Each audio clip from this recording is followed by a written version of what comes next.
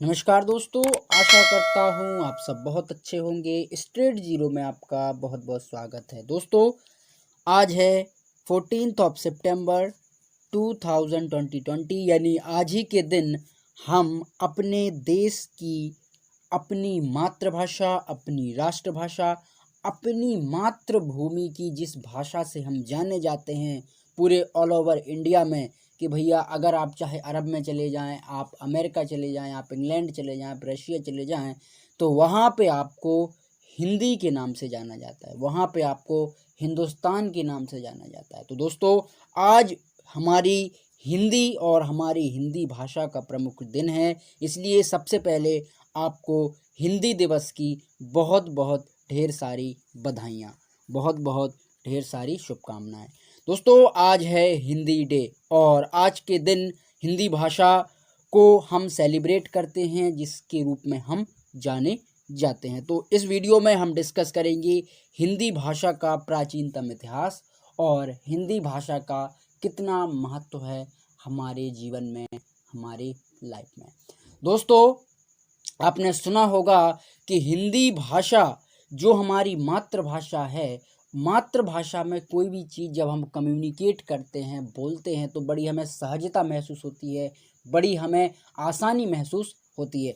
दोस्तों, हिंदी भाषा में हमारे भारत के एकमात्र प्रधानमंत्री श्री अटल बिहारी वाजपेयी जी उनने सर्वप्रथम यूएन में जाकर के, यानी यूनाइटेड नेशन ऑफ ऑर्गेनाइजेशन में जाकर के उनने हिंदी में भाषण दिया था, हिंदी में भारत की छवि बनाई थी। और एक हिंदू जो एक हिंदुत्व है, इसको अपन किसी रिलीजन से ना जोड़ें, इसको किसी धर्म से ना जोड़ें। दोस्तों, यह केवल हमारी आधारभूत है, हमारा जो बेसिक नेचर है वो हम हिंदी से जाने जाते हैं, हिंदू से जाने जाते हैं, हिंदुस्तान से हम जाने जाते हैं। दोस्तों, ऊपर हिमालय से लेके और नीचे कन्याकुमारी तक पूरा जो हमारा हिंदुस्तान है वो सब हिंदी में जाना जाता है, हिंदी से जाना जाता है। और यहाँ सिंध से लेकर और आपका वर्मा तक पूरा हमारा जो अखंड भारत है वो सब हमारा हिंदुस्तान से जाना जाता है। आप किसी इसको बेसिक रिलीजन से, बेसिक धर्म से दोस्तों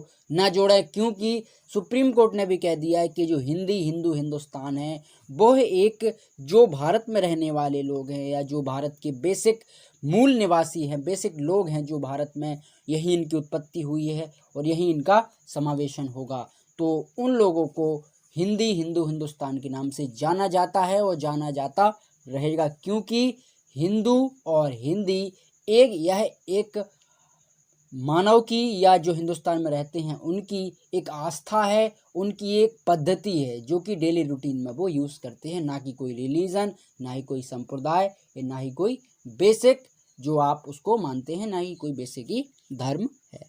तो दोस्तों, हिंदी भाषा जो है हमारी प्राचीन में से एक प्राचीनतम भाषा कही जाती है, और ऐसा माना जाता है कि संस्कृत का उद्भव रूप जो है हिंदी भाषा है, संस्कृत का उद्भव रूप है हिंदी भाषा। इस वीडियो में आप देख पा रहे होंगे इस स्लाइड में कि सर्वप्रथम हिंदी की सभी बातों को उपभ्रंश के बहुत निकट थी, यानी हिंदी भाषा जो है की जो लैंग्वेज है, जैसे आ, ई, उ, ऐसे ए, यानी जो स्वर और व्यंजन हैं वो सभी उपभ्रंश भाषा के निकटतम माने जाते हैं। यानी और यह केवल 8 स्वर स्रा ई ओ स्वर इसी अवधि में हिंदी से जुड़े धीरे धीरे दोस्तों। और प्राचीन काल में 1000 BC से 1100 ईस्वी के आसपास तक हिंदी उपभ्रंश के समीप ही थी। उपभ्रंश दोस्तों एक लैंग्वेज है, एक भाषा है जो कि हिंदी भाषा के एक समानांतर, और हिंदी भाषा से जुड़े हुए जो शब्द हैं वो हमने उपभ्रंश भाषा से निकाले।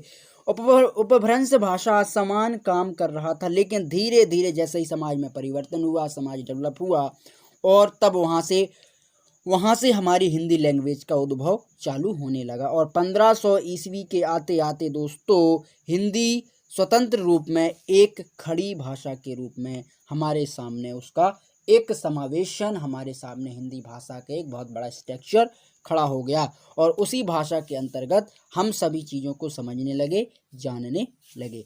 दोस्तों, वैदिक संस्कृत में हिंदी भाषा का कुछ कुछ यहाँ पे उल्लेख मिलता है। उसके बाद सबसे पहले जो हमारे वेद लिखे गए, जैसे ऋग्वेद का जो टाइम था 1500 BC टू 1000 BC तक, उसके बाद जो लौकिक संस्कृत आई, फिर लौकिक संस्कृत के बाद जो पाली लैंग्वेज हमें देखने को मिलती है दोस्तों, जो पाली भाषा होती है, जनरली जो स्क्रिप्शन है, चाहे वो गुप्ता काल में देख लें आप, चाहे वो मौर्य काल में देख लें, तो जनरली जो प्राचीनतम स्क्रिप्ट हैं वो हमें पाली भाषा में देखने को मिलते हैं। उसके बाद प्राकृतिक भाषा आई। प्राकृतिक भाषा के बाद हमें देखने को मिलती है उपभ्रंश और अभ्यत। उपभ्रंश और अभ्यत भाषा के जो शब्द हैं दोस्तों, वो हिंदी से कुछ कम्युनिकेट करते थे, हिंदी से कुछ रिलेटिव होते थे, जैसे स्वर और व्यंजन। उसी से फिर निकल के आता है हिंदी भाषा, और हिंदी भाषा से इस प्रारंभ हो जाता है आदिकाल, जिसको हम आदिकाल बोलते हैं। उसके बाद हिंदी भाषा का मध्यकाल, हिंदी भाषा का आधुनिक काल। दोस्तों, आधुनिक हिंदी भाषा और आधुनिक हिंदी साहित्य के महापिता कहे जाते हैं भारतेंदु हरिश्चंद्र।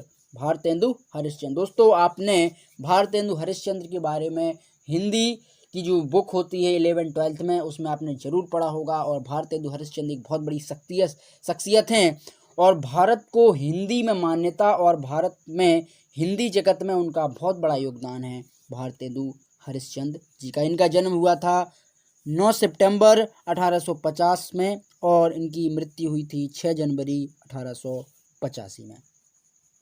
दोस्तों, इसमें आप चार्ट में देख पा रहे होंगे कि सर्वप्रथम संस्कृत भाषा, संस्कृत के बाद आती है पाली, फिर प्राकृतिक, और फिर आती है उपभ्रंश। उसके बाद आती है हमारी हिंदी भाषा, जिसको हम स्वदेशी हिंदी भाषा भी कहते हैं। दोस्तों, 1500 ईस्वी से 500 ईसा पूर्व 1500 ईसा पूर्व से 500 ईसा पूर्व तक संस्कृत, आप सभी जानते हैं, जब ऋग्वेद का उल्लेख हमें मिलता है, या ऋग्वेद जिसमें लिखे गए। दोस्तों, उसके बाद पाली लैंग्वेज 500 BC से फॉर 1000 ईस्वी तक यहाँ पे पाली मिलती है। फिर प्राकृतिक 1 ईस्वी से 500 ईस्वी तक। उसके बाद आती है उपभ्रंश 500 ईस्वी से 1000 ईस्वी तक। उसके बाद आती है हिंदी 1000 ईस्वी से, और अब तक हमारी हिंदी लैंग्वेज चल रही है, जिसको हम भारत की राष्ट्रभाषा, भारत की मातृभाषा और भारत की जो मूल भाषा है उसे हम हिंदी कहते हैं। दोस्तों, हिंदी शब्द की उत्पत्ति सिंधु से जुड़ी हुई। दोस्तों, आप सभी जानते होंगे कि हमारी जो सिंधु घाटी सभ्यता है वो सबसे प्राचीनतम, और भारत की, हमारे हिंदुस्तान की सबसे प्राचीनतम सभ्यता में से एक है सिंधु घाटी सभ्यता, जो कि अर्बन सभ्यता थी दोस्तों। इतनी डेवलप्ड, इतनी कल्चर्ड सभ्यता सिंधु घाटी सभ्यता, क्योंकि आप सभी जानते हैं कि वो नदी के तट पे बसी थी सिंधु घाटी, और वही सिंधु नदी, वहीं से निकला है हमारा हिंद, और उसी से बने हमारा हिंदुस्तान। दोस्तों, एक्चुअल में हुआ क्या था कि जब अरबी जो आक्रमण हुए और जो तुर्की आक्रमण हुए दोस्तों, तो ज़्यादातर मुस्लिम लोग सिंध को हिंद बोलने का प्रोनाउंसिएशन करते थे, या फिर उसके बाद अंग्रेज आए, अंग्रेजों ने भी यही प्रोसेस चालू की, तो वो सिंध को फॉर हिंद बोलने लगे, और हिंदू से हिंदुस्तान वो हमारा हो गया उस टाइम पे, फॉर द मुगल्स एंड अरबी आक्रमण के पहले। जो हमारे चाहे मोहम्मद बिन कासिम हो, अटैक किया उनने, या फिर मोहम्मद गौरी हुआ, गजनबी हुआ, इन लोगों ने इस तरीके की डेवलपमेंट शुरू की। दोस्तों, संस्कृत शब्द सिंधु ईरानियन के संपर्क में आकर के एक हिंदू, यहाँ पे देख पा रहे होंगे, हिंदू हिंद से हुआ है, जो कि ईरानियों द्वारा उच्चारित किया गया एक हिंदी शब्द है। जैसा कि मैंने आपको बताया कि तुर्की, ईरानी, इराकी, जब इनकी अटैक हुए, आक्रमण हुए, तब से इन चीज़ों का ये प्रोनाउंसिएशन होता है। दोस्तों, ईरानी शब्द एक प्रत्यय लगाने से फॉर शब्द बना है, जिसका अर्थ होता है हिंद, और हिंद यानी यूनानी शब्द है, और यूनानी यानी इंडिया, और इंडिया जो कि हमारे भारत को कहा जाता है। इसी के बेसिक पर उन लोगों ने, यानी अंग्रेजों ने, और जो हिंद ईरानी हिंदीवन आए थे अटैक करने को, उनने इसी प्रकार के प्रोनाउंसिएशन करने चालू कर दिए दोस्तों। तो इसकी वजह से हमारी हिंदी लैंग्वेज का काफ़ी डेवलप और काफ़ी एक आधार बन गया। दोस्तों, जो अपभ्रंश भाषा है उसको आधुनिक भाषाओं में से गिना जाता है। यानी हम कह सकते हैं कि हिंदी भाषा का प्राचीनतम रूप है अपभ्रंश भाषा, जिसको हम आधुनिक भाषाओं में आती है। उसके बाद आती है शोरसैनी, जो कि पश्चिमी हिंदी, और राजस्थानी, पहाड़ी, गुजराती, इसको हम शोरसैनी भाषा के रूप में जानते हैं। पेशाची, इसको कहते हैं हम लंगदा और पंजाबी के रूप में, और प्रचंड, इसको हम सिंधी भाषा, और महाराष्ट्री को मराठी, और मगधी में आता है आपका बिहारी, बंगाली, उड़िया, असमिया, यानी जो असम में बोली वाली असमिया, उड़ीसा में उड़िया, बंगाल में बंगाली, एंड बिहार क्षेत्र में अपना बिहारी भाषा देखने को मिलती है। दोस्तों उसी के बेस पर आता है हमारा पश्चिमी हिंदी। पश्चिमी हिंदी में हम देखते हैं कि जैसे खड़ी बोली, कौरबी, ब्रिज, इसके बाद जो आपकी हरियाणवी लैंग्वेज में आता है, हरियाणवी में आपका बुंदेलखंडी भी आ जाता है, कन्नौजी भाषा भी आ जाती है, एंड पूर्वी जो हिंदी है, पूर्वी क्षेत्र में जो बोली जाती है भारत के, उसमें अवधी, बघेली, छत्तीसगढ़ी, जो हमारा मध्य प्रदेश वाला क्षेत्र है, यहाँ पे बोली जाती है।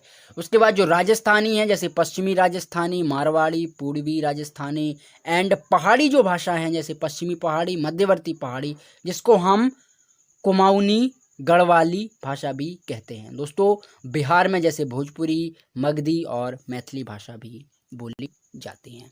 उसी के बेस पर कई ऐसी भाषाओं का उद्भव हुआ धीरे धीरे, और हमारी हिंदी भाषा ऑलमोस्ट ऑल ओवर इंडिया में प्रचलित होने लगी। हाँ, हम ये कह सकते हैं कि साउथ इंडिया में कुछ लेवल पर हिंदी का उद्भव उतना नहीं हो पाया, क्योंकि दोस्तों जो नॉर्थ इंडिया है वहाँ पे सभी अटैक्स हुए, आक्रमण हुए, तो उसी के बेस पर जो फॉर नॉर्थ इंडिया है, या हम कहें कि जो हमारा फॉर दिस मिडिल इंडिया है, वहाँ पे हिंदी का काफ़ी यहाँ ज़्यादातर बोलबाला हमें देखने को मिलता है। तो दोस्तों आशा करता हूँ आप इसे ज़रूर समझे होंगे, हिस्ट्री ऑफ हिंदी। और अगर आपको ये वीडियो पसंद आया है तो चैनल को आप ज़रूर सब्सक्राइब करें, एंड फ्रेंडों के साथ भी आप शेयर आउट कर सकते हो। Thank you.